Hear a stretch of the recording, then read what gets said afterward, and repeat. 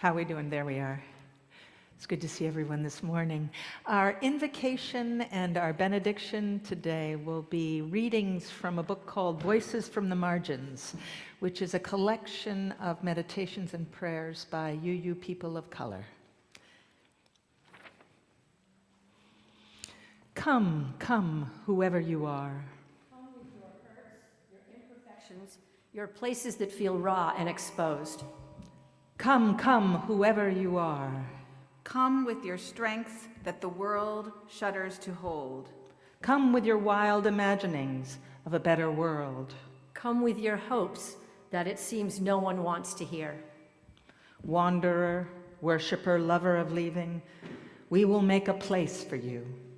We will build a home together. Ours is no caravan of despair. We will walk together. Come, yet again, come. And now we'll sing the hymn in the blue hymn, in the gray hymnal 188, Come, Come, Whoever You Are.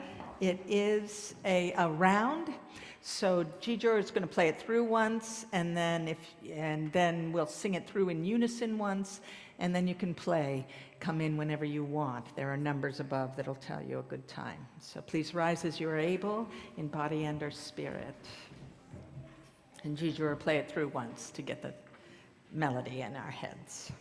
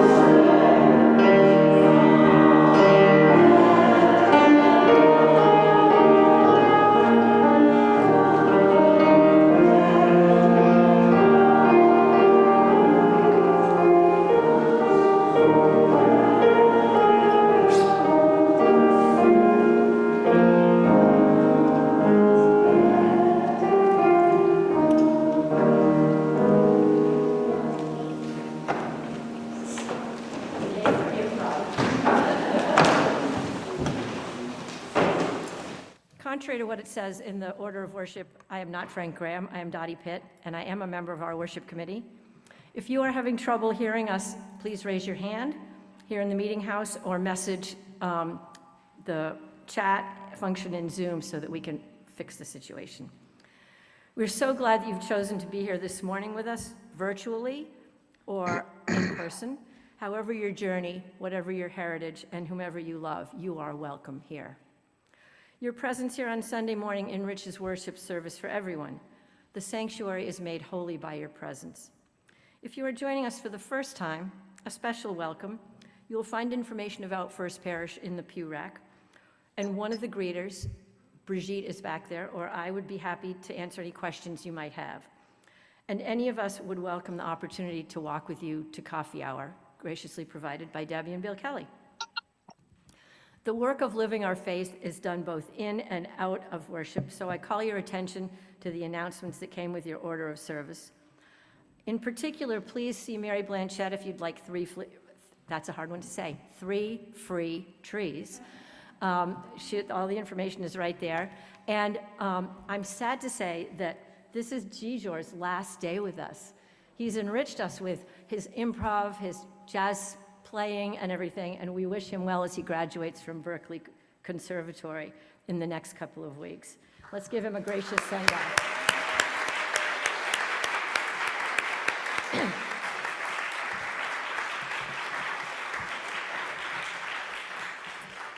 Now let's take a minute, COVID safely, to greet each other, staying in your seats, wave.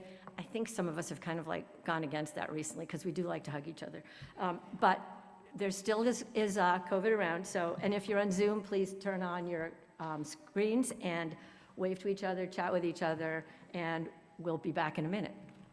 Happy greeting.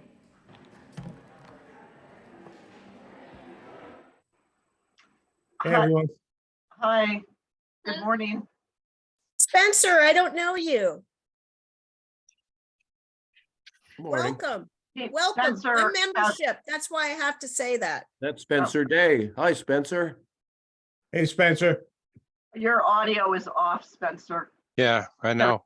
I just turned it on. Hi, Mark. Hey, others. Spencer, good to see you. I haven't been around for a while. Sorry. No, hey, we're always happy to see you when you get here. Absolutely. Katie, what's that thing you got in your stick? It's a feeding tube. Oh, Oh, how are you feeling? I'm doing okay. Feeling better now that I have it. So Oh, good. Good, Okay. good. Someday we should just turn this into social hour. That was for the Zoom people. Hey, we stay on for chat if As people we want enter to into join worship, afterwards. please make sure too. your cell Okay. phones are silenced. And now is the moment when we can focus on being here, when we can choose to connect with ourselves and the divine, and we can just choose to be present.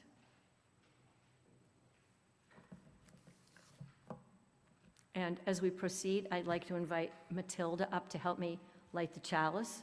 She's got a special guest accompaniment too, her mom.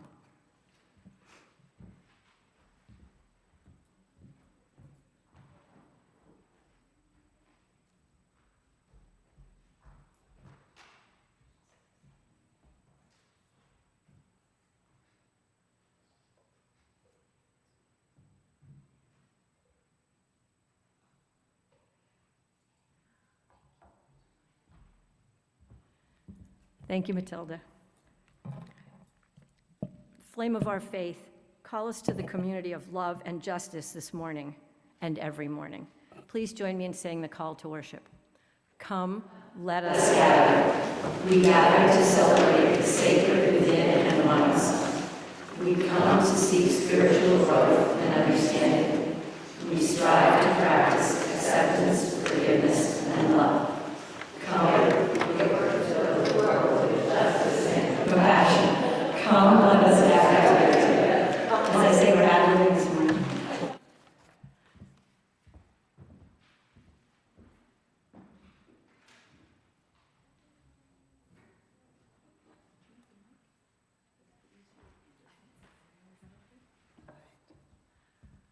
Good morning.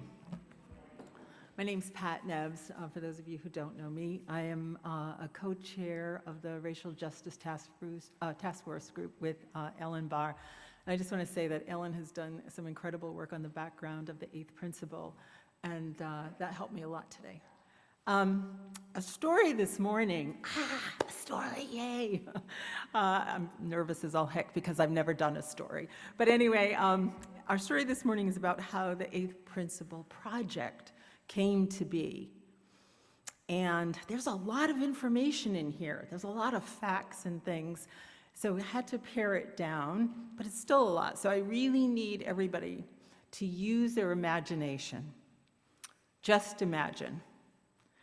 It's back in the future, and the year is 2099. It's a beautiful Sunday morning, much sunnier than today, at First Parish.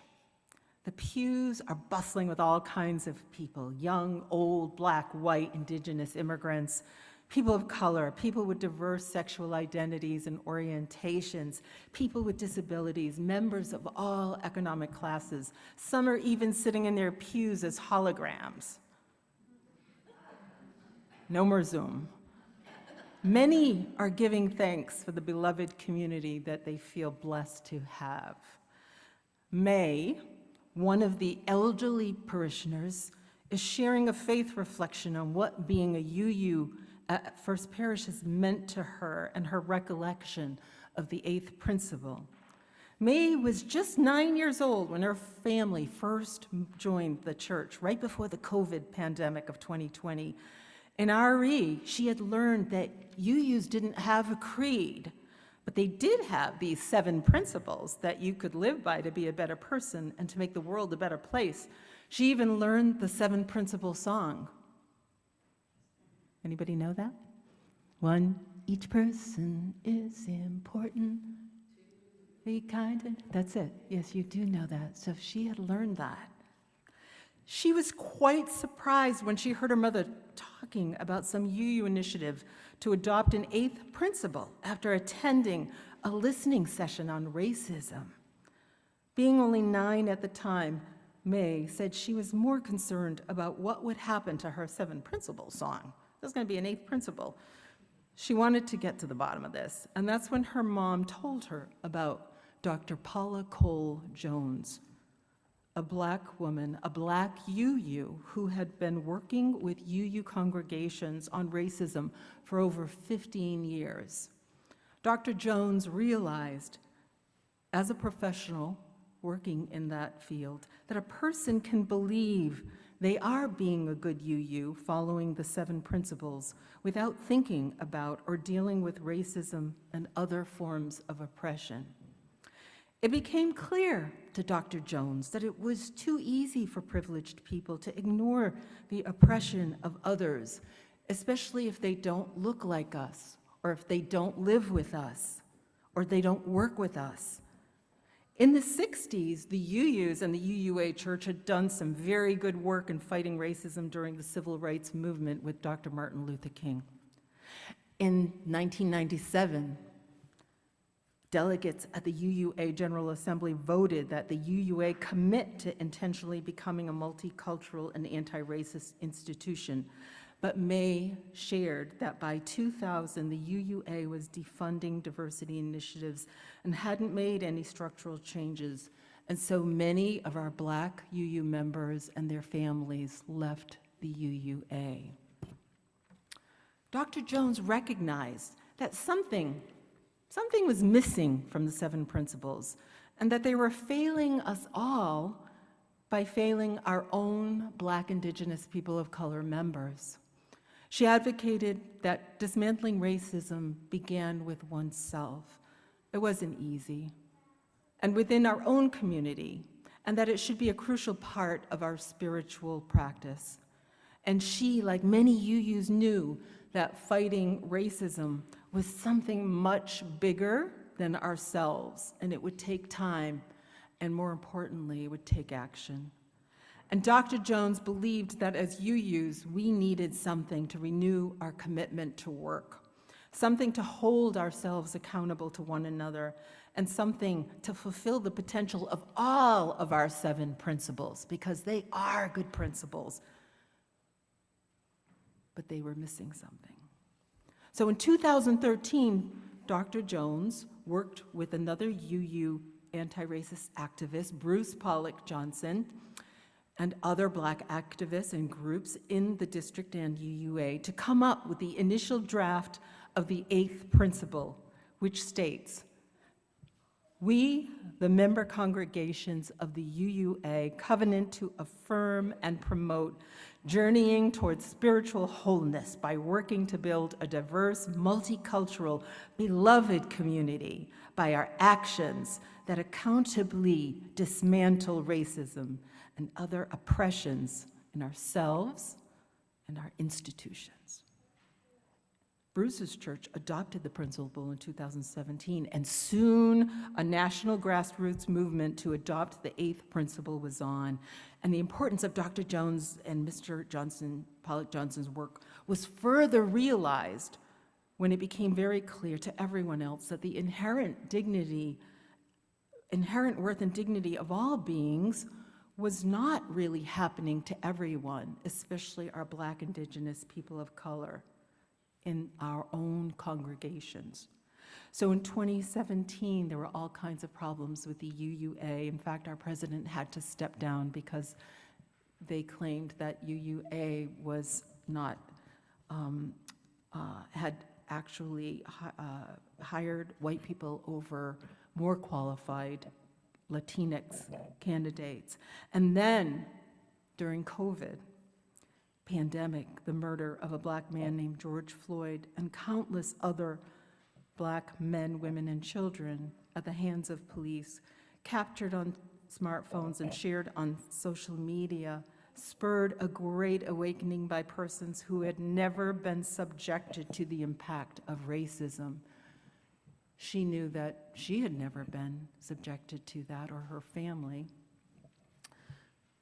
May shared that racism and other forms of oppression at the time, although no longer legal, were still alive and well. Mass incarceration and the criminal justice system, where the new Jim Crow now replaced the older systems of slavery and Jim Crow laws. May remembers the police violence that used to be against people of color. Recent Supreme Court decisions at that time on voting rights and affirmative action, and the election of politicians openly supporting white supremacists showed that the country was moving quickly and dangerously in the wrong direction. And May said that at that time, the first parish minister started a racial justice task force during COVID for folks interested in sharing stories, insights, and questions and wisdom on the issue of racial and social justice. So as the group began studying the UUA report and about addressing racism and the Eighth Principle Initiative, they too found themselves in agreement with the report and Dr. Jones that racial justice work was an important part of our spiritual journey, and recommended that they hold listening sessions at First Parish and put the eighth principle before the members for a vote. At that time, over 200 UU churches nationwide had already adopted the eighth principle. And May recalled hearing how that vote was going to be just the first step, that it would be a call to action, and over the years it would help everyone at First Parish better understand how to break the chains of oppression that had segregated and kept people from diverse backgrounds from coming together to pray, to learn, to heal, and to work together in ways that truly celebrate the inherent worth and dignity of each and every person. Just imagine. It's back to the present. And next month, we will all have a rare opportunity to make history that impacts us as individuals, that impacts our children, that impacts the future of our church and our greater community, when we are all called to vote on whether to adopt the eighth principle at the First Parish annual meeting. Just imagine.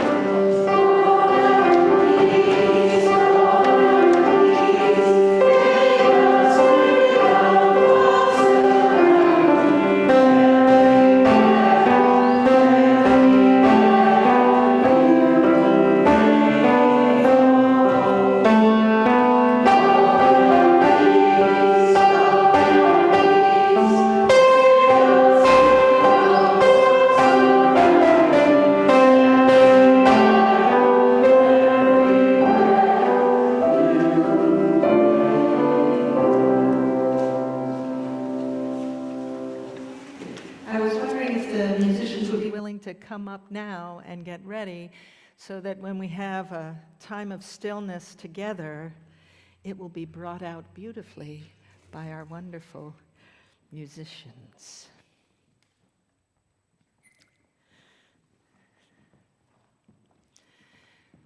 So this is a time in the service when we settle into our own being, our own bodies through our breath. We nourish our bodies with our breath. We take in the sense of presence of all the breathing bodies in the room, and we celebrate our life as we sit in stillness.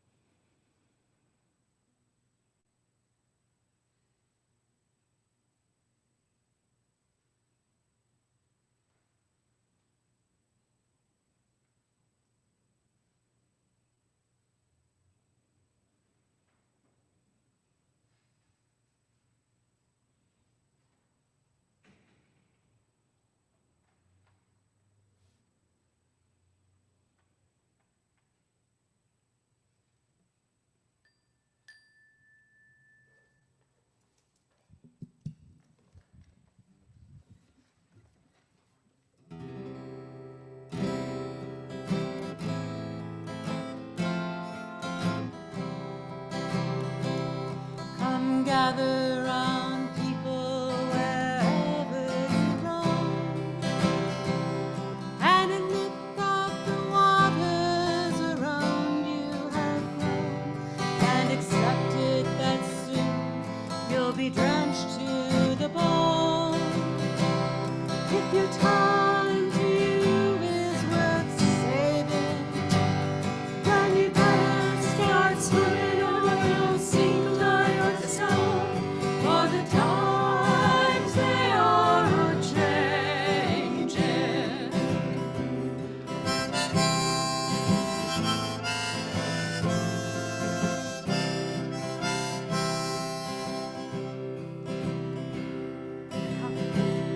Come writers and critics who prophesize with your pen, and keep your eyes wide, the chance won't come again. And don't speak too soon, for the wheel's still in spin, and there's no telling who that it's naming. For the loser now will later to win, for the times they are a-changing.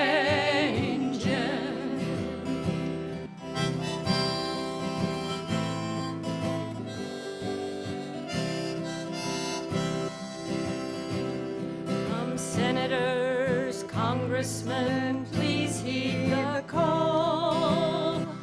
Don't stand in the doorway, don't block up the hall, for he that gets hurt will be he who has stalled. The battle outside is raging, it'll soon shake your windows and rattle your walls, for the times they are a-changing.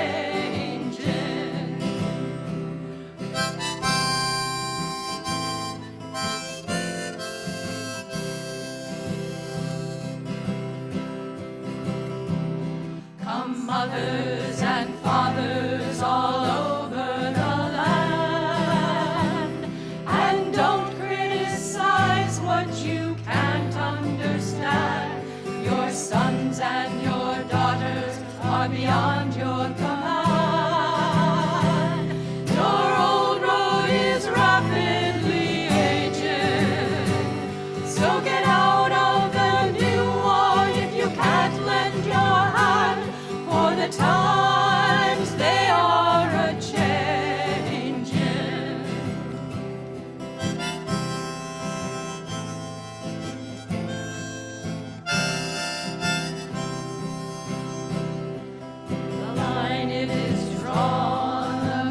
first is cast.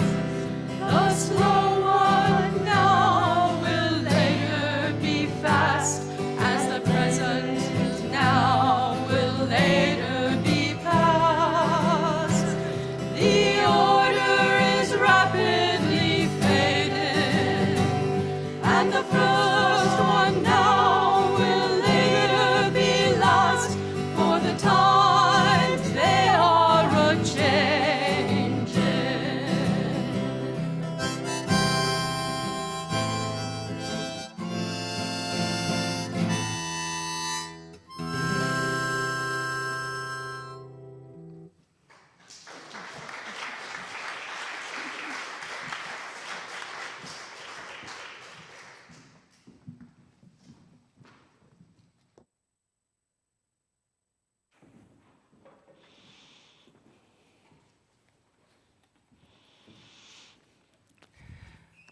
Well, as Pat so beautifully spoke about, these times they are a-changin'.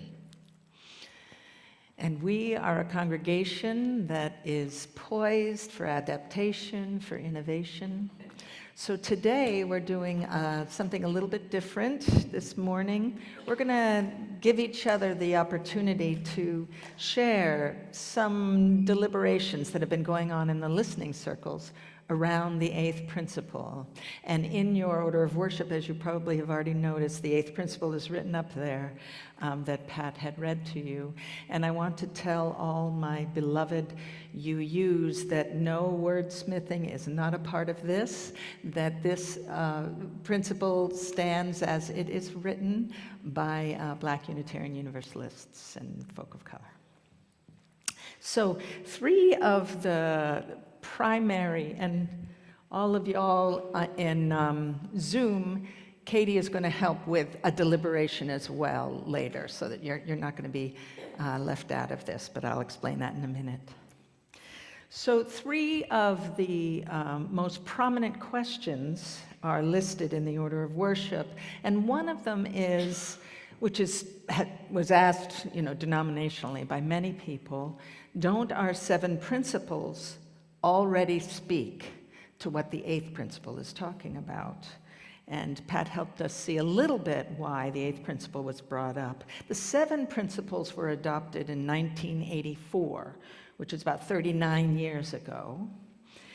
And just to think of a couple of things about why an 8th principle may be brought in, or why more needs to be spoken of in our principles, even laid out in a more explicit way, is, again, why are we still a primarily middle to upper middle class white denomination, even with all of our desire to be in world community, to model world community and multiculturalism and multi-generational and multi-economic congregations? Why hasn't that yet happened?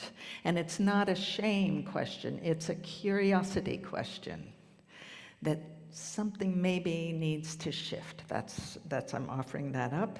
And then what words in the 8th principle are a little different?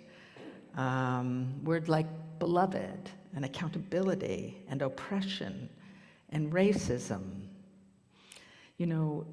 Look to why these words may need to be brought out more or not. So that is one of the corners. We're going to have 3 different corners where we're going to be discussing these. So that's one question that, if you all like that, would be one of the corners of going through talking for about 8-ish minutes. Why doesn't the 7 principles already cover what our aspirations? Another question is, what is beloved community? And that's a big question. There's lots of different ways that people have described beloved community. How might it work in a congregation? And is it just this congregation that creates this kind of beloved community, which some people might even think feels a little exclusive? Or is it is it a philosophy of beloved community that opens out and says anyone who walks through is welcome? Are we living into our inherent dignity? Do we express that inherent worth and dignity in everybody is here? Do we need, perhaps, to really focus in on aspects of beloved community, working through the discipline and the creativity of love, practicing our welcome beyond expectations, figuring out different ways to love with equity and justice as our guides? So beloved community will be spoken of in the back corner if anybody wants to talk about that, sort of deliberate about what that means. And then another one is, what does accountability mean? That was brought up a lot. What do you mean accountability? How do we measure this? Are we going to start to have people have to check boxes and things? So I just want to share something that's in our heritage, the book of Hebrews, in our Judeo-Christian heritage.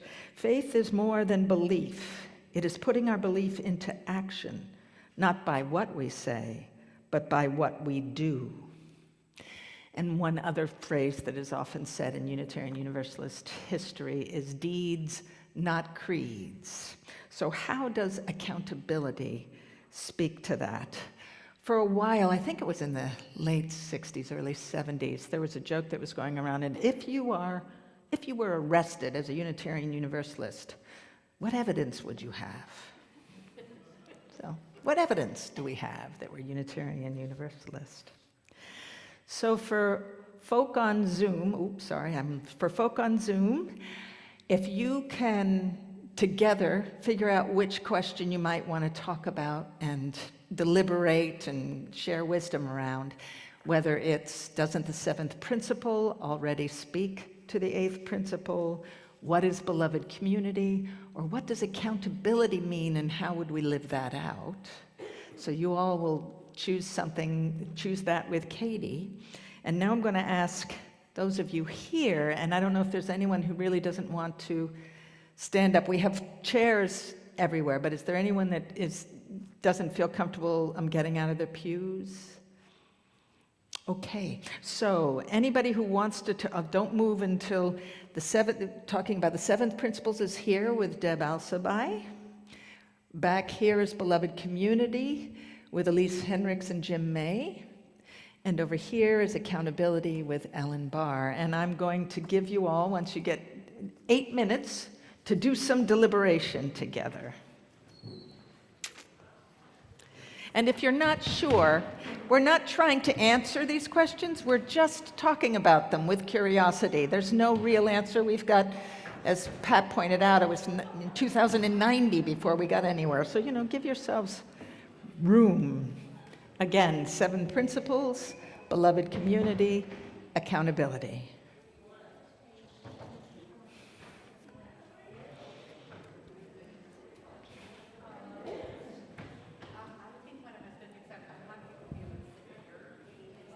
Hello. Hey, Katie. Hey, Can gang. you hear me? So the first thing we're going to do is decide which question we want to talk about. Don't the 7 principles already cover that? That's the first one. The second one is what does beloved community mean? And the third one is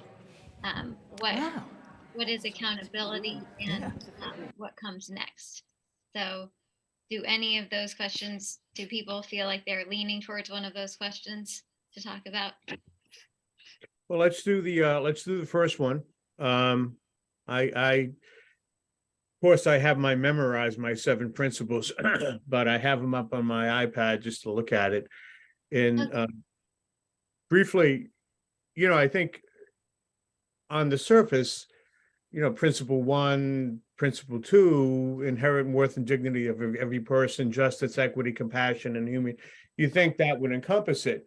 And in a general sense, it does, but clearly in a UU that's primarily, or was primarily, a bunch of white people, maybe we needed some more, maybe we need some more specific principles to really focus on the issue at hand.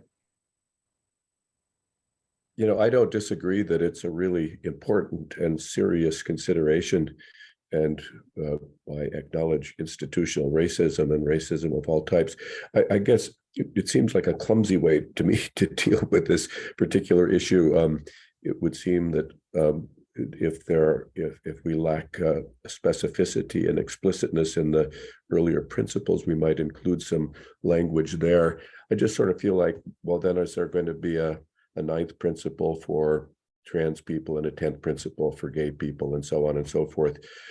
So I'm committed to the notion of making racism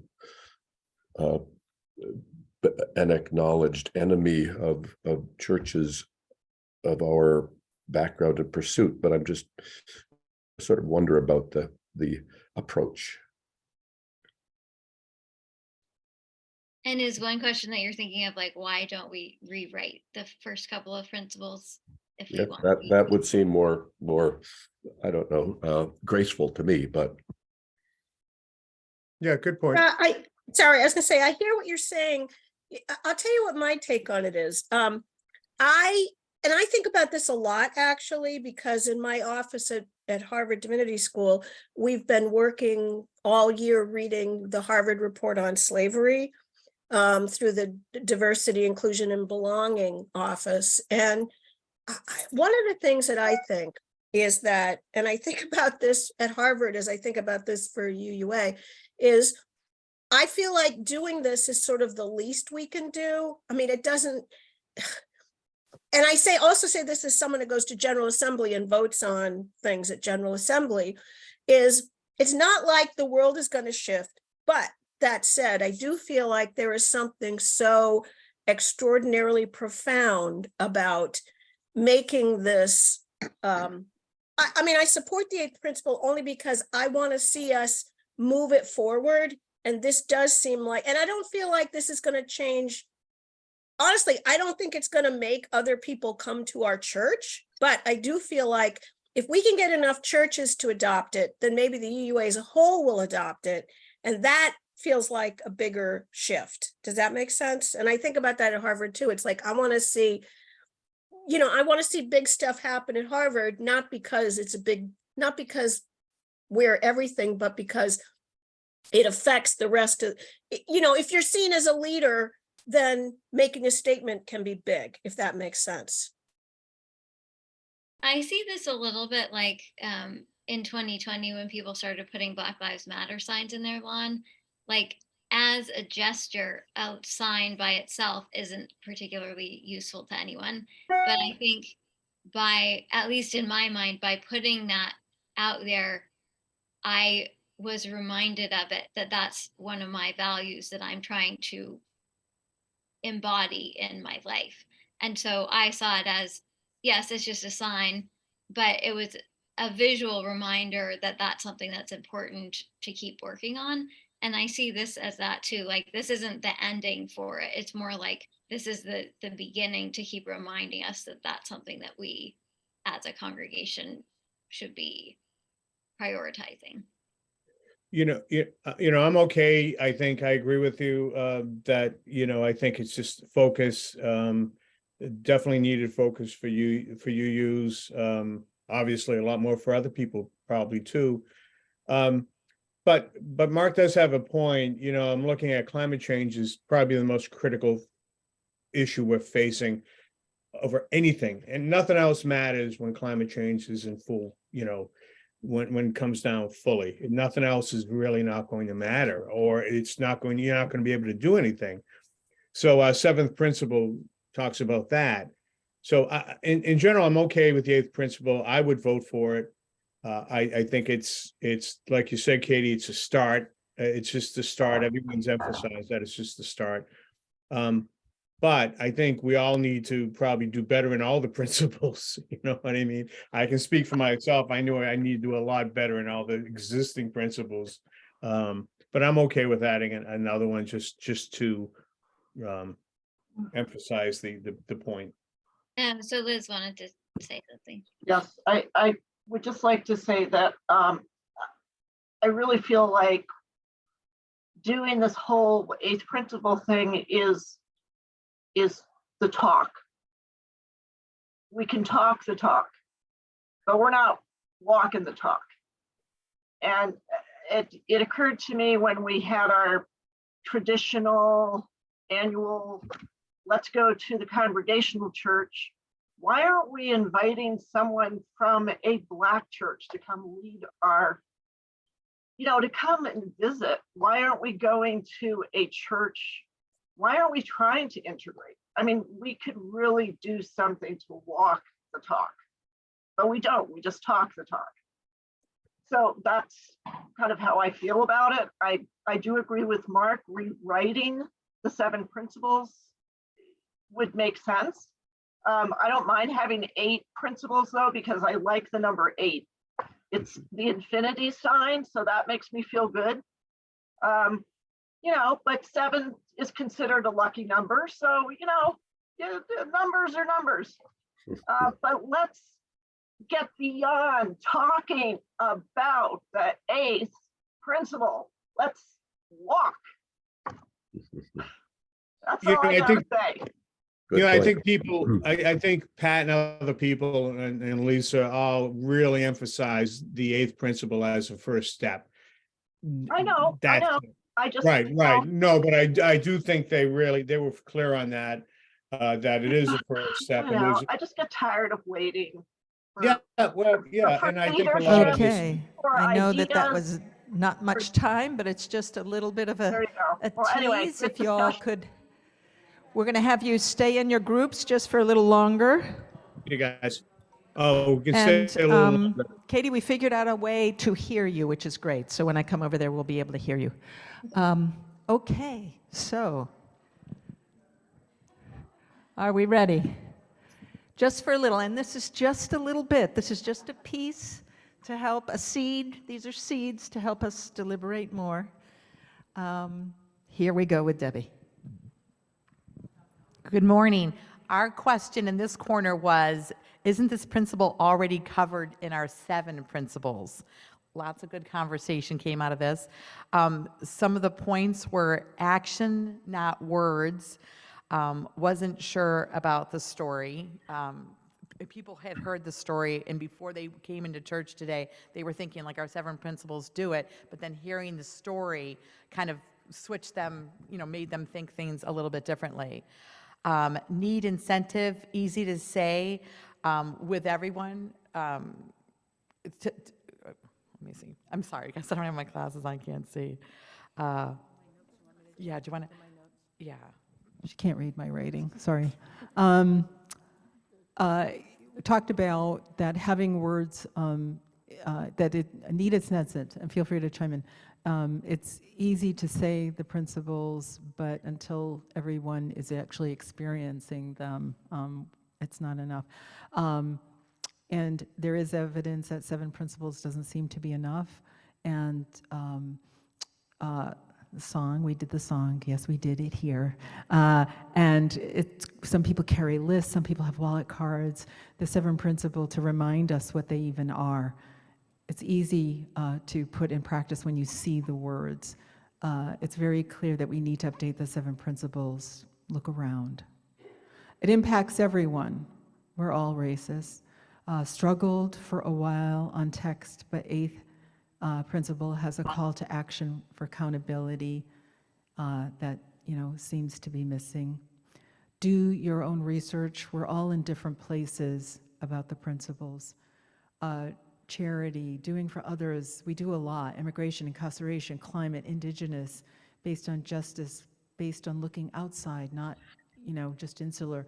And it's important to make community connections with others and not for others. Move beyond charity. We need to move beyond charity, and that is how we are most effective. Yeah, and it was the big thing was instead of doing stuff for people, it's with, like being together in community, thinking outside of our walls and working together. Thank you very much. Wonderful corner. Okay. Let's go to beloved community.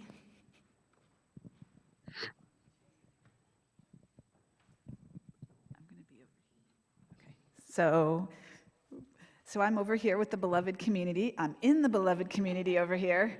And so we talked a lot about some general words and phrases that made us think of beloved community was welcoming, encouraging, awareness.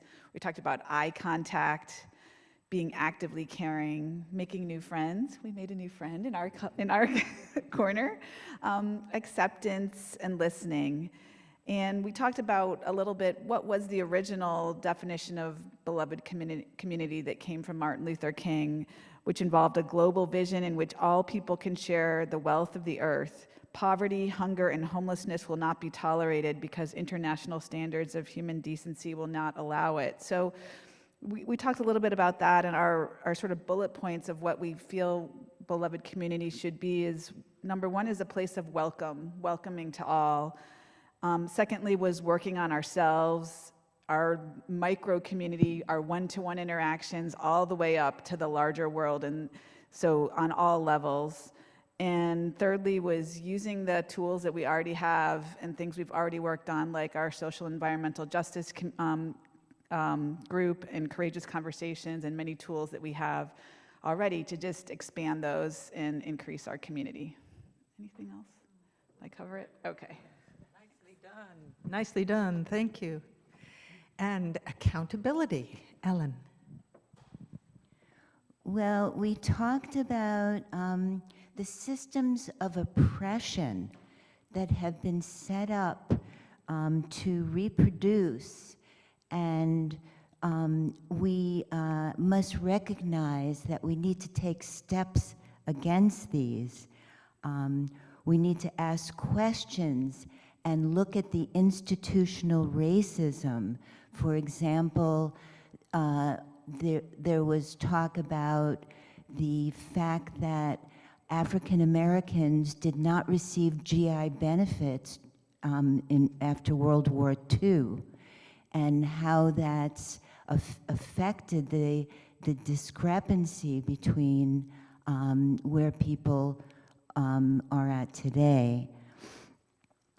And when we talked about what's next, we didn't get as far in this conversation, but we had some good examples that on a personal level, we can be making sure that we connect locally with Black and Latin-owned businesses, that we as a church should make sure that we spend money to reflect our values.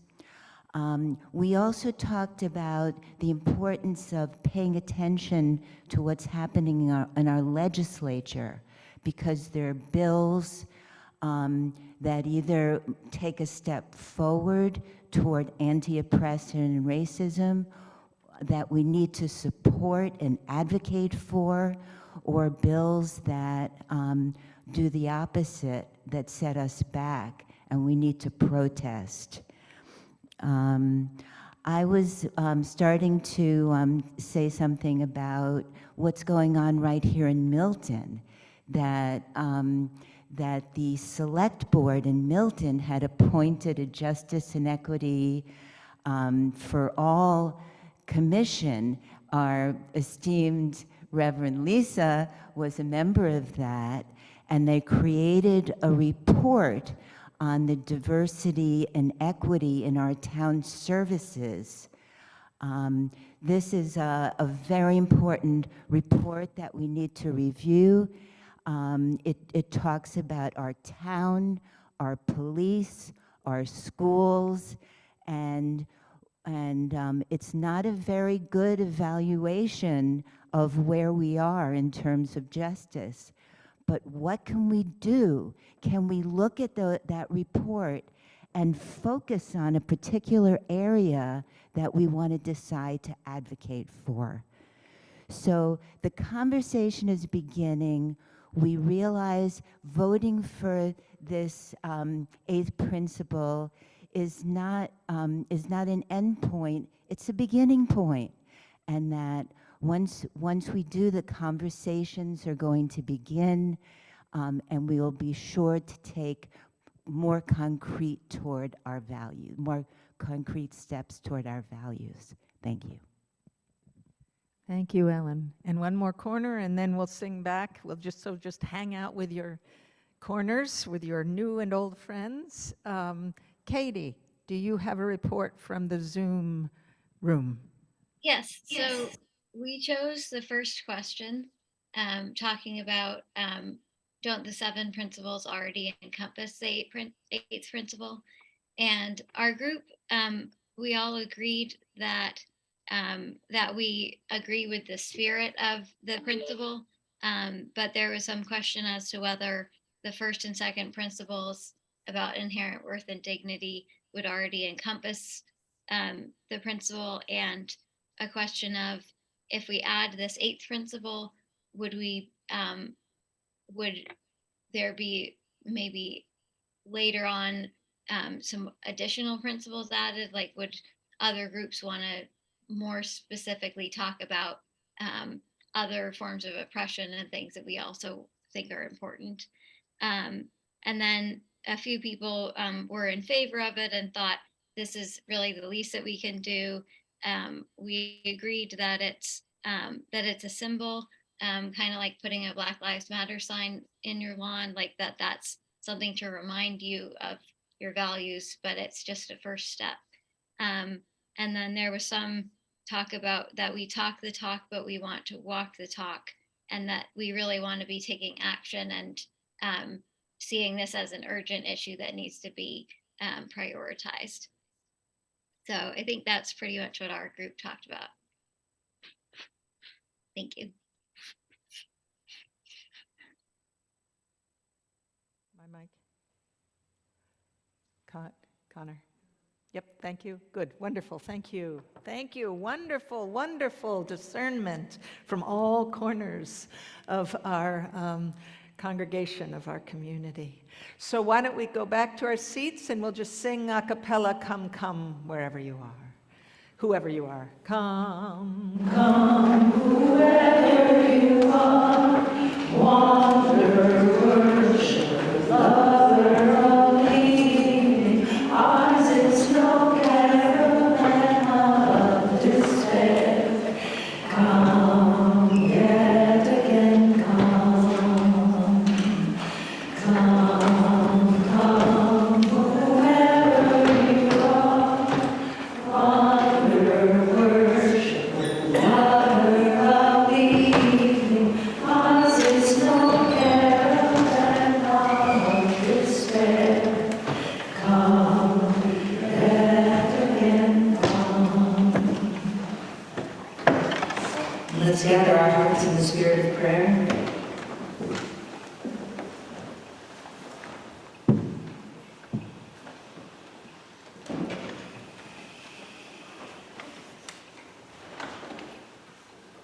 Essence of all being, God of all naming. The diversity of your abundance is hardly known by us. Thank you for this astounding existence we are in, and for the agency we each have to the other as a species on this earth, as a beloved community of this being. May we be gentle with each other in our brokenness and willing to move into discomfort and not knowing. May we be gentle with one another in mistakes or misunderstandings. May we have the courage to claim how things are impacting us and to hear how we are impacting others. May all of this be known in a logic and a creativity and an art of love, somehow expanding our hearts to knowing that all is well, all will be well.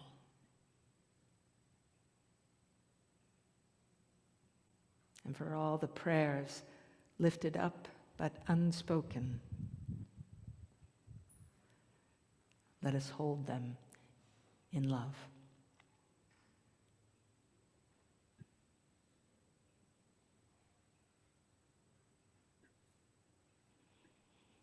Amen.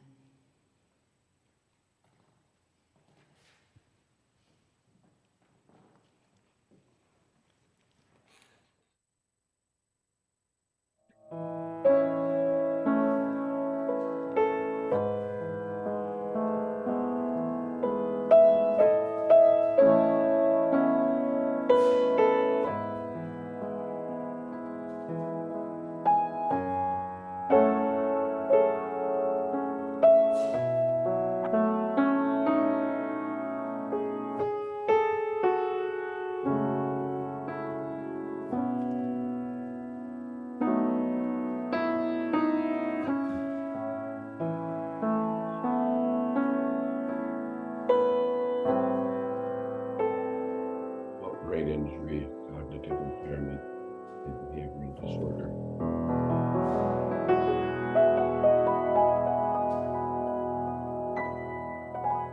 Brain injury, cognitive and behavioral disorder.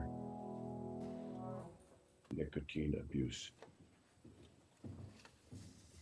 He says he is feeling okay, period. He is back in his work program. I'm a member of the Racial Justice Task Force, and I'm here to give a faith reflection.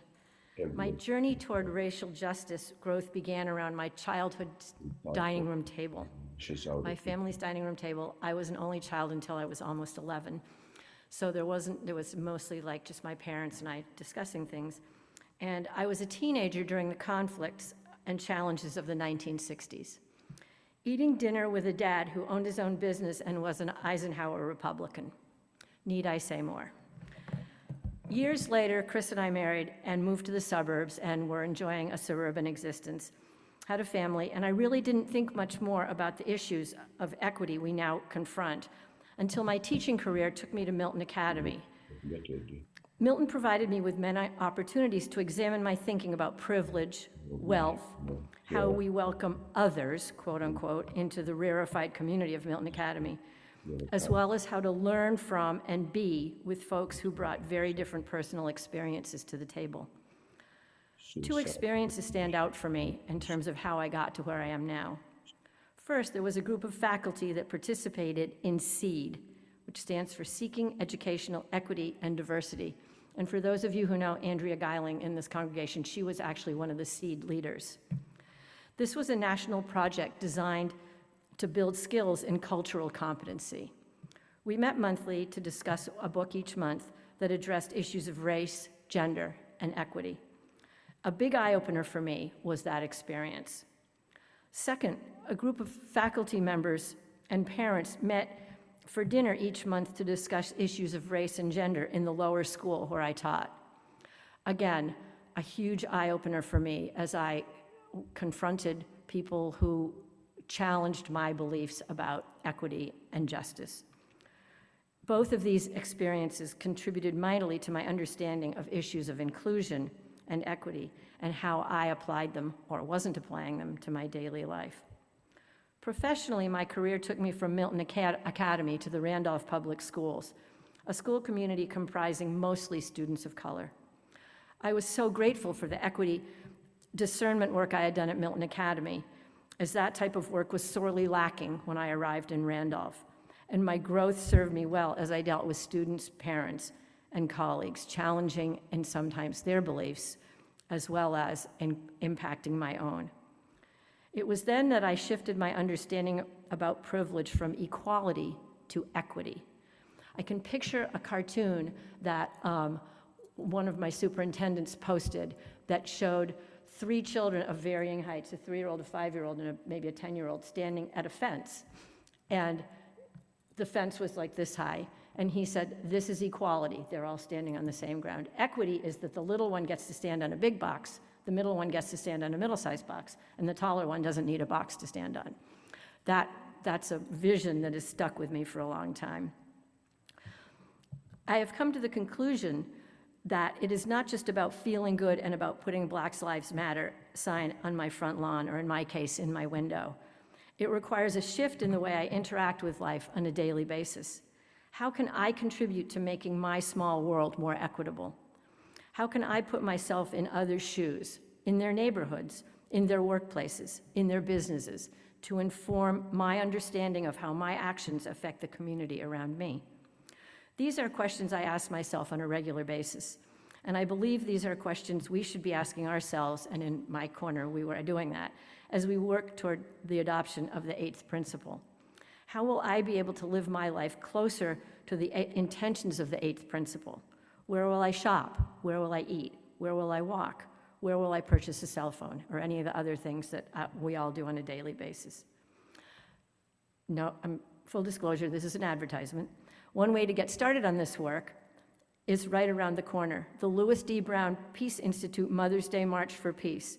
Go, participate, talk to and listen to folks who have had experiences very different from your own, or maybe some similar. And the good news is, this year, it's taking place right in Dorchester.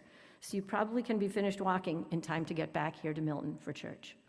And I believe that Jenny Mulqueen is leading a group that she sort of is our point person. I think it was in the link or something. So reach out to Jenny if you want to. I believe it starts around 8:30 in Fields Corner. The walk itself is about 4.3 miles. Mary, was that about right? 4.3 miles. But as opposed to the ones they've had in the recent past where you'd go and walk into Boston and it would be a whole morning event. So I encourage us all to participate in that. Thank you.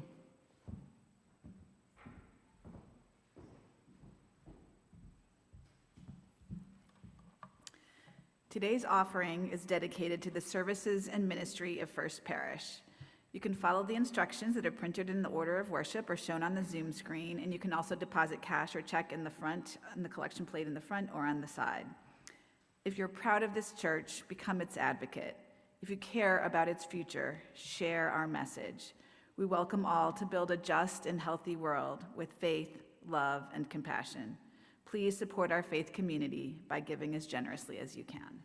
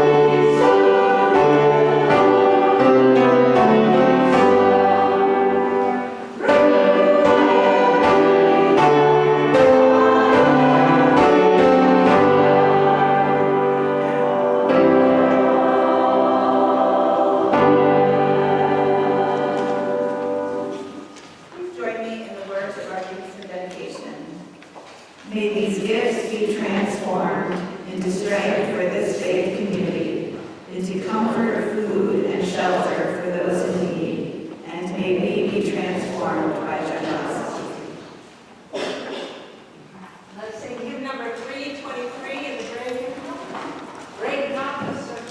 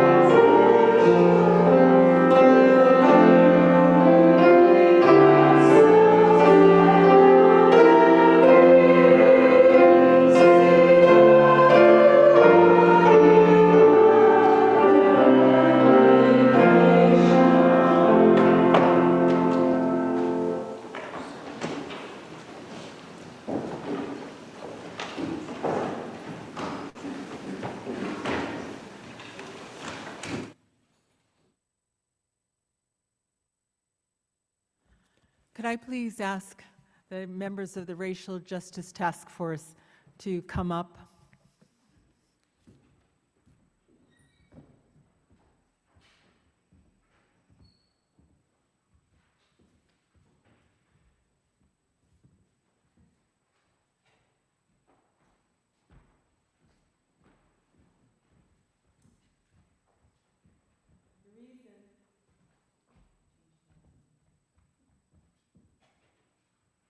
The reason I have asked him is because none of us can do this work alone.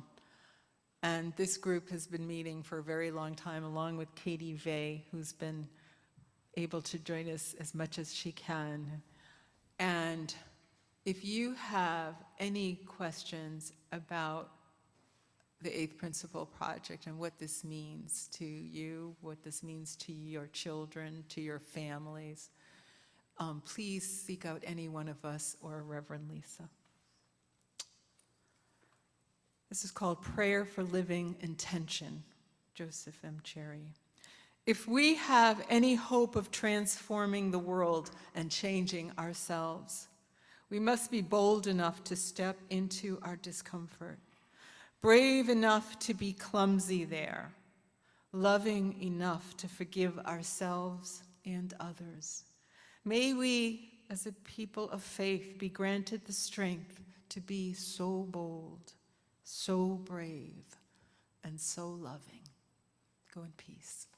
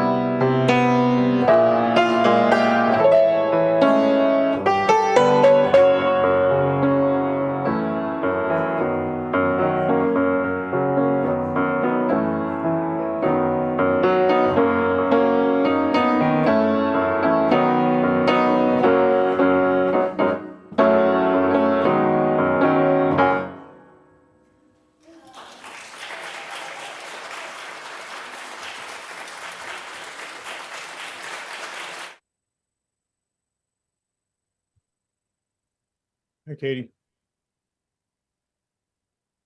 Hello. How are you? Good job. Good discussion. I think it was a good discussion. Yeah. Hey, Everyone, people. hey, folks, we chat for a little bit. If people want to jump in and check in, we can chat for a little bit. Absolutely.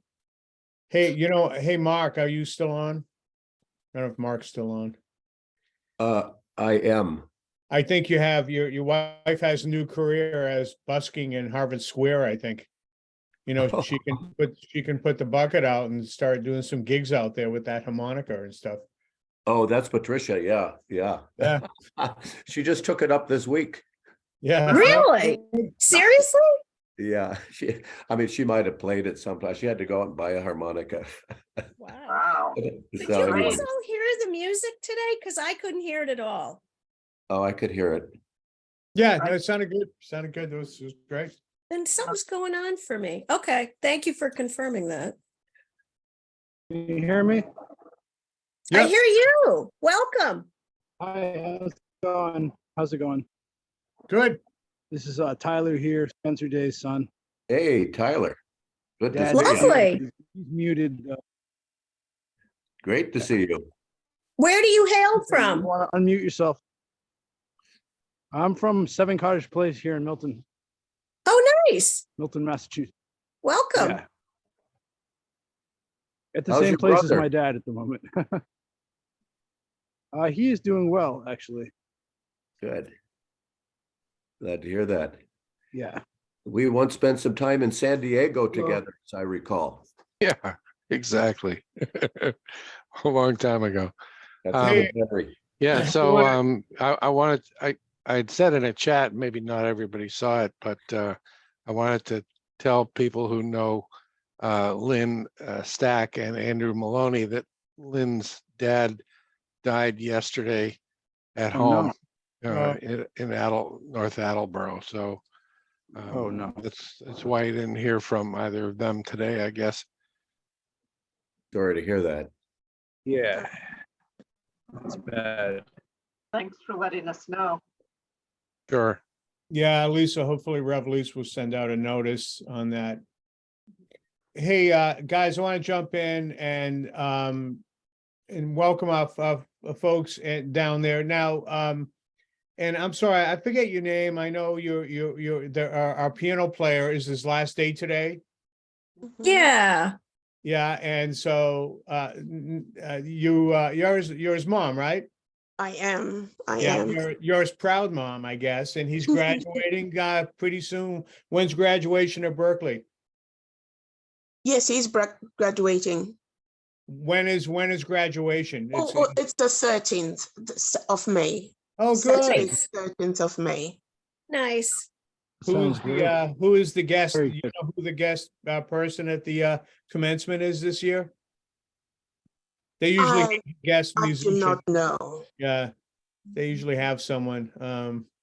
That's very cool. Usually that comes as the commencement person at Berkeley. So Yeah. We have so enjoyed his music. I really appreciated having him play. He's an excellent player. Thank you so much. And thank you for giving him the opportunity to, be part of your church and to bless you all with the music. I've been blessed. yeah, We have to. Yeah. What are his plans? Yeah, I was just going to ask What are that. the What are his plans? Well, we are coming for the graduation, and then we are bringing him back here to Wiley, Texas. And he'll look for a job here and work for a while. And then as a graduation present, I'll take him to Ghana, West Africa for a month. Wow. Wow. Yeah. Wow. In August. That's a nice gift. Yeah. Wow. Yeah.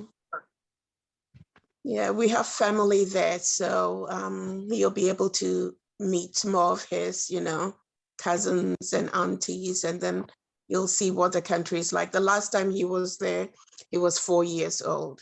Wow. Wow. Yeah. I hope he gets to hear some music there, and it will be interesting to see how that impacts his own creativity. That would be interesting. That would be interesting. I will try and take him to some jazz clubs there. He might even be able to play there if they will Oh, allow yeah, him. But oh, yeah, they'll let him sit in, the guy from America. Yeah, they'll let him sit in. They'll let him sit in for sure, and he'll have a blast. He'll have a blast. yeah, he will. He will. I would like to say something though. I could not get in with the link that the church sent me. Yeah. I got in with a link that Susan and Sherry had sent me in November last year. And I sent that link to my sister in Ghana.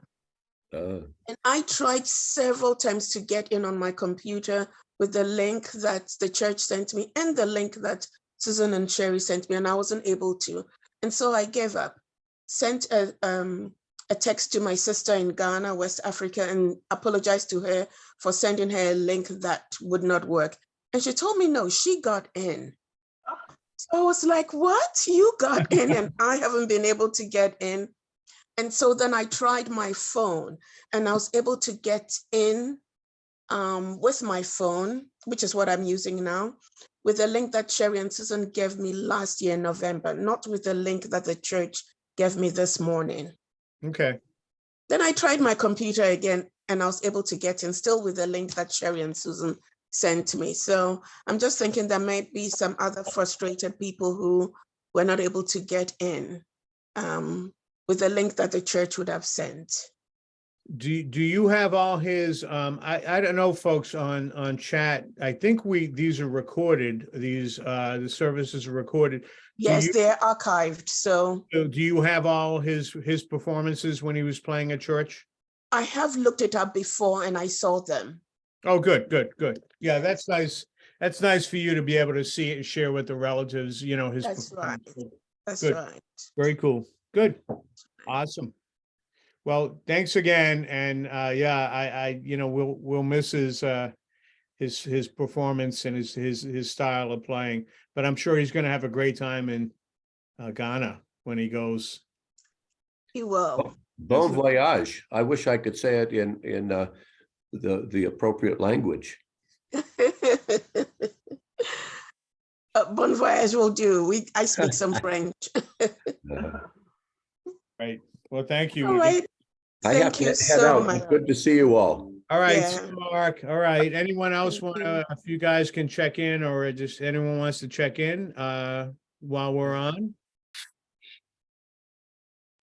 Yeah, I'll just check in. Just the meeting, I actually recorded it.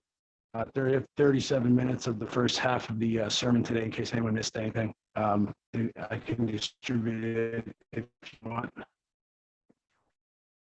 I recorded it on the Dolby app, Dolby On app on my phone.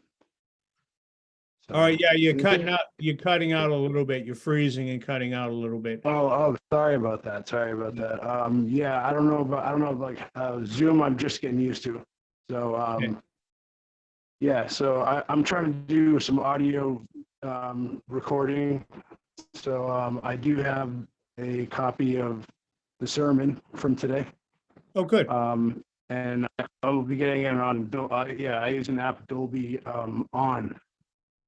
It's a little green, a little orange icon. Good program. But anyway, that's all I wanted to say.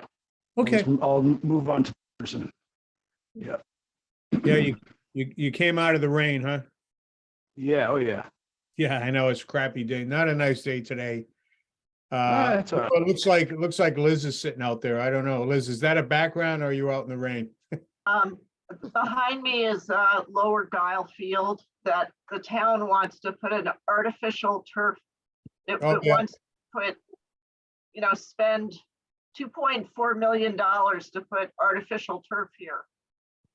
And they'll then fence it off. So I guess that fence is meant to protect us from going on the field. And, anyway, I will be very sorry to lose this green space in our neighborhood. So. You want to give us an update on the Giles situation? Well, just it's now in the hands of the Conservation Commission. And so far, they've given a lot of time to the person who's going to be putting the artificial turf in, who's going to be installing it. So they gave him close to 2 hours to speak. And really, he can say whatever he wants. He doesn't back it up. I will say this, the Park and Rec Department does not seem to care one bit about research on this topic. They just want the field. And I'm not feeling that optimistic about saving it. I mean, it would be really too bad for the future of the town to have 3 artificial turf fields all in this one area where there's protected wetlands. But so anyway, I like to have the picture up because this was a gorgeous day and the field was just covered with clover. Yep. And I mean, all that will be gone. Yep. It'll be all plastic. And I don't know, seems like it's going in the wrong direction. Yep. You know, like we can ban plastic bags, but we can't ban like over an acre of plastic carpeting outside. Yep. You're eliminating over an acre of diversity for bees and bugs and all those critters, you know what I mean? Well, and also the diversity of the people who use it. The only people who will be allowed to use the field when it's, even if they did natural grass, the only people who could use it will be those who sign up for the sports programs. Yeah. And it will be a moneymaker for Park and Rec. They'll be able to rent the field out. And, you know, the people of the neighborhood who now use the field will not be able to set foot on it. Yeah, I would just go on it. You push the envelope, just start going on it. What are they gonna do, arrest you? What do you mean? Well, we can go on it now. But I see, once once they're done, just still go on it after hours. it will have video cameras and it will be fenced off. Civil disobedience. I'll join you. Let me know. Well, Hey, I was thinking we would pitch tents before they break ground and remove all the topsoil. They're gonna remove all the dirt. All of that will be removed. So I was thinking a tent city, perhaps. Who's gonna get all that topsoil? They haven't told us. Yeah. They Hey, are not being transparent at all. They're very deceptive. So I don't know. The sports people really want this field. That's what seems to matter here. well, it's a big sports oriented town, that's for sure. It And is. there are some good things about sports, but they probably can do it in a different way. Well, natural organic grass would be nice. That would be a good start, just to preserve the environment and also to keep our kids safe. Yeah. There's a lot of research that these artificial fields are not good for our bodies. Yep. So anyway, that's. Hey, I'm gonna, I have to go to a parish committee meeting. You guys are welcome to stay on, and if Laurie, you could just end the meeting, that'd be great. But I gotta go jump on a parish committee meeting now. All right. Well, I got to go too. But See everyone. thank Goodbye. you, Have a great everybody. week. I'll wanna say say goodbye one- now too. Oh, nice meeting you. Nice meeting you. meeting you, ma'am. Congrats, God bless. congratulations again. And Nice safe to meet you travel. guys. See you guys. Bye. Bye. See you later.